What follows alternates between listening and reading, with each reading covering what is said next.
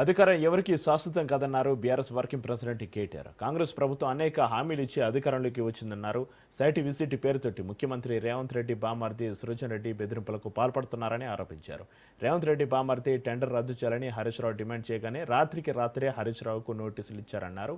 కేసీఆర్ హయాంలో సింగరేణిని కాపాడితే ఇప్పుడు అదే సింగరేణిలో అతిపెద్ద స్కామ్ జరుగుతుంది అన్నారు.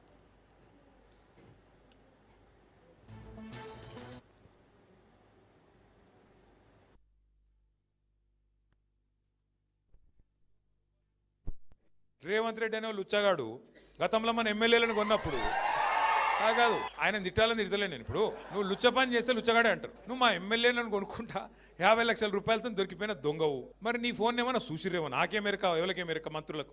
పోలీసు వాళ్ళ పని పోలీసు వాళ్ళు చేస్తారు, దొంగలు ఎవడు పట్టుకుంటాడే పోలీసు వాళ్ళు. వాళ్ళు చేస్తే పని వాళ్ళు చేస్తారు, మధ్యలో మాకేం సంబంధం, ఎవరికి సంబంధం. లుచ్చ పని చేస్తే పట్టుకొని లోపలేస్తారా ఎరా? మరి అదేదో పెద్ద స్వాతంత్ర పోరాటానికి పోయినట్టు నన్ను జైల్లో దోమలు కుడుతుండే ఎరికేనా అని మాకు అసెంబ్లీలో చెప్తుంది. మరి జైల్లో దోమలు కాకపోతే ఏముంటాయి?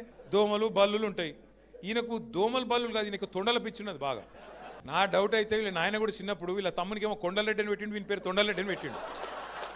అందుకే మీరు చూడుర్రి మాట్లాడితే, అరే నువ్వు గవర్నమెంట్లో ప్రభుత్వాధినేతవు, ముఖ్యమంత్రివి, పని చేయరా అయ్యా అంటే నీ లాగుల తొండలు ఇడుస్తా. నువ్వు గట్టిగా అడిగినావు ఏమైనా నెలకు 2,500 ఏడవా నీ మహిళలకు ఇస్తా అంటివి కదా, ఆడోళ్ళకి ఇస్తా అంటివి కదా అంటే నీ గుడ్లు వీకి గోటిలాడతా.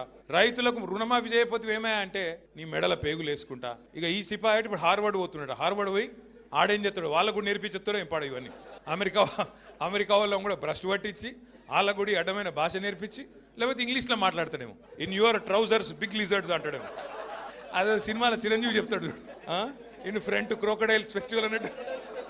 అంటే ఇప్పుడు భాష వచ్చుడు రాకపోవడం పెద్ద ముచ్చట కాదు, ఇంగ్లీష్ రావాలనేది కూడా కానూన్ ఏం లేదు. కానీ ఈయన బాధ ఏందో నాకు అర్థమవుతుంది. నువ్వు ముఖ్యమంత్రి లెక్క పని చేయన్నా, 4 మంచి పనులు చేయాలి, శబాష్ అనిపించుకోవాలి. చెన్నూరులో మేము అంబేద్కర్ భవనం కట్టినాం.